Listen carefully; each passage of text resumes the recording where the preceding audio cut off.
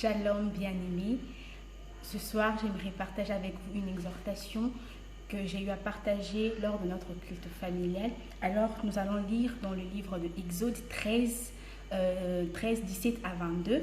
Je vais lire le verset clé.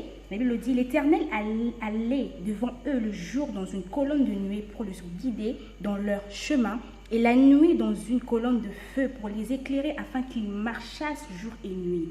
La colonne de nuée ne se retirait point devant le peuple pendant le jour, ni la colonne de feu pendant la nuit. Alors notre thème était vivre la présence de Dieu, et nous avons ressorti quelques vérités par rapport à la colonne de nuée et la colonne de feu. Premièrement, par rapport à cette histoire, vous pouvez la lire de là où vous êtes.